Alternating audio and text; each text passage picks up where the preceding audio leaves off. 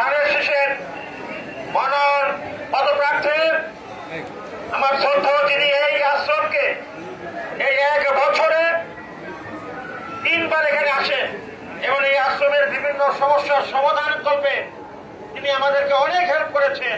এই আশ্রমকে হেল্প করা মানে আমাদের কাউখালী জনগণের জন্য হেল্প করা। এই আশ্রমকে তাকে কাউকে সকলকে পরিচয় করে দিচ্ছে জনাব রকিবুল ইসলাম জামাল ভাই। উপস্থিত আছেন আমাদের বাংলাদেশ জাতীয় দল বিএনপি পিরোজপুর জেলা শাখার সম্মানিত সাধারণ সদস্য সচিব, পিরোজপুর সরকারি কলেজে সাবেক নির্বাচিত ভিপি বন্ধুবর সাইদুল ইসলাম কিসমা। আমাদের মাঝে উপস্থিত আছেন হিন্দু বৌদ্ধ কল্যাণ ট্রাস্টের বরিশাল বিভাগীয় ট্রাস্টের সাবেক মন্ত্রী, বরিশালের কৃতি সন্তান গুপ্তর কনিষ্ঠ সন্তান যিনি বিভাগীয় ট্রাস্টের আপনাদের অতি পরিচিত এই আশ্রমে তাকে আমরা ধন্যবাদ জানাই। করতালি দিয়ে মাত্র তাকে ধন্যবাদ জানাই। উপস্থিত আছেন রাজাপুর থেকে আমারই আত্মীয় হয় সাবেক ইউপি চেয়ারম্যান, আমার আত্মীয় কিন্তু নান্টু ভাই হিসেবে জানি, আব্দুল হক নান্টু ভাই। উপস্থিত আছেন আমার ছোট ভাই সোহেল নামে চিনি আমি, কি সোহেল সোহেল। আর আমাদের তো জেলা থানার সদস্য সচিব আমার স্যার এই সেম দিন আমার উপস্থিত আছেন। পিরোজপুর থেকে অনেক আগত নেতৃবৃন্দ আছেন, সারাদেবের থেকে অনেক আগত।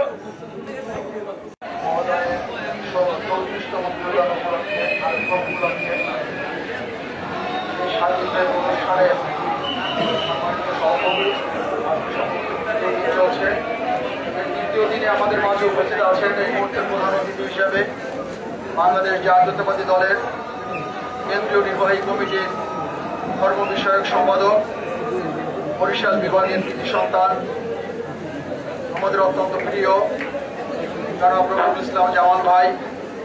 উপস্থিত আছেন আপনাদের কৃতি সন্তান, আপনাদের ঘরের সন্তান, কাউখালী উপজেলার বারবার নির্বাচিত জননন্দিত চেয়ারম্যান, জাতীয়তাবাদী দলের এই উপজেলার সম্মানিত সভাপতি বন্ধুবর SM আহসান কবির।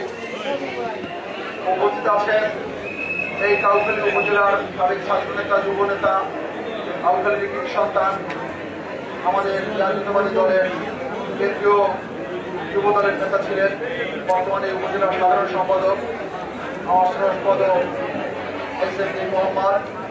উপস্থিত আছেন আজকের বিশেষ অতিথি, স্বাধীনতা উত্তর এবং স্বাধীনতা পরবর্তী বাংলাদেশের জাতীয় রাজনীতির এক উজ্জ্বল নক্ষত্র সাবেক মন্ত্রী শরীফ গুপ্ত মহোদয়ের সন্তান, কনিষ্ঠ সন্তান সভাপতি,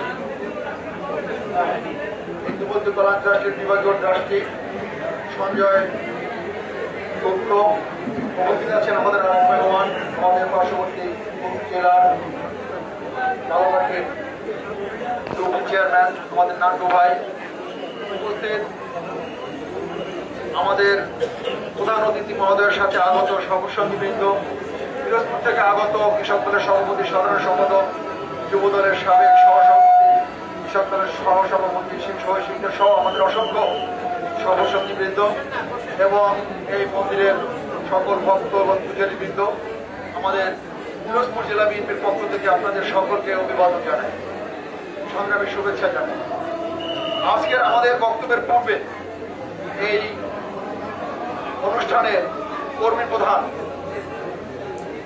যে বক্তব্য দিয়েছেন এবং এই আশ্রমটি প্রতিষ্ঠার যে উদ্দেশ্য এবং মহত্ব তুলে ধরেছেন, আমি মনে করি যে 134 বছরে প্রমাণিত হয়েছে এবং এই উদ্দেশ্যটি সাফল্যমণ্ডিত হয়েছে। তার প্রমাণ আজকে আমরা এই আলোচনা সভার সামনে এবং পাশের মঞ্চে যারা উপস্থিত আছে, এর মধ্যে যদি আপনি গুনে গুনে হিসাব করেন তাহলে অর্ধেকের বেশি মানুষ কিন্তু আমরা এখানে সনাতন ধর্মের নয়, মুসলমান ধর্মের হবো।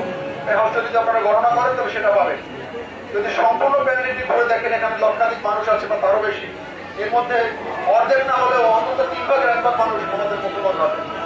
তো এই কথাই প্রমাণ করে যে উদ্দেশ্য নিয়ে, যে মহত্ব নিয়ে যে অসাম্প্রদায়িক চিন্তা নিয়ে এই প্রতিষ্ঠা করেছিলেন শ্রীকৃষ্ণ সেবাশ্রম, তার সেই উদ্দেশ্য সাফল্যমণ্ডিত হয়েছে এবং দিন দিন আরো সামনে এই মহত্ব আরো ছড়িয়ে যাবে। আসলে বাংলাদেশ একটি অসাম্প্রদায়িক রাজনীতির দেশ। এই দেশের হাজার বছরের ঐতিহ্য এবং আমাদের গর্বের বিষয় হচ্ছে অসাম্প্রদায়িকতা, সাম্প্রদায়িক সম্পর্ক। এবং কাউখালীতে একটি উল্লেখযোগ্য সংখ্যক সনাতন ধর্মের মানুষ বাস করে। আমরা কখনো শুনি নাই কাউখালী কোনো সাম্প্রদায়িক দাঙ্গা হয়েছে। এই আজকের এই যে 5 দিন ব্যাপী আয়োজন বা 7 দিন ব্যাপী এই আয়োজনে একজন বলছেন সকাল থেকে লক্ষাধিক মানুষ এখানে অন্ন গ্রহণ করেছেন, খাবার গ্রহণ করেছেন। কিভাবে সম্ভব যে এখানে 1 লক্ষ মানুষ সকাল থেকে রাত পর্যন্ত খাবার গ্রহণ করবে? কে রান্না করবে, কে পরিবেশন করবে, কোনো আলোচনা নেই, কোনো শব্দ নেই। বিপদে নির্বিঘ্নে সেগুলো হয়ে যাচ্ছে। এটি ভাবতে গেলে আমাদের খুব বড় হয়ে যায়, আমাদের চেতনা অনেক স্ফীত হয়। আমরা যেমন সাগর দেখলে মন বড় হয়, পাহাড় দেখলে মন বড় হয়, আকাশ দেখলে মন বড় হয়, এই জাতীয় অনুষ্ঠান দেখলেও আমাদের তেমনি মন বড় হয়েছে। কিভাবে সম্ভব? আমরা যদি বাড়িতে একটা অনুষ্ঠান করি, যদি 500 মেহমান খাওয়ানোর আমাদের ইচ্ছে থাকে, তাহলে আমরা 10 দিন প্রচেষ্টা করেও দেখা গেছে ছুটি ধরা পড়ে। এটা নিয়ে আলোচনা হয়, সমালোচনা হয়, উত্তেজনা হয়, কখনো কখনো ঝগড়া বাজার থেকে যায়। একটা বিয়ের অনুষ্ঠান, সেটাও একটা মহৎ কাজ। অথচ দেখেন এই প্রতিদিন যদি 1 লাখ মানুষ খায়, 5 দিনে 5 লক্ষ মানুষ খাবে, কোনো আলোচনা নাই, কোনো শৃঙ্খলা নাই।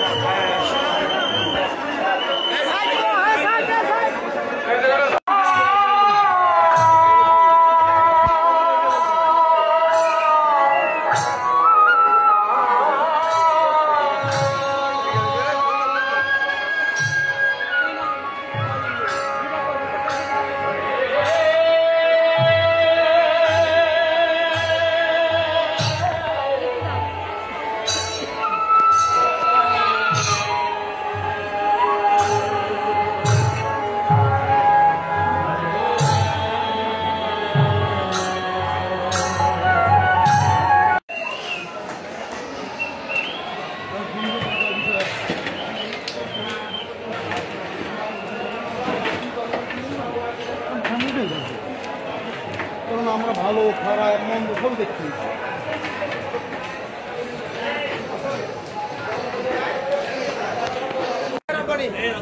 এইখানে অনুষ্ঠান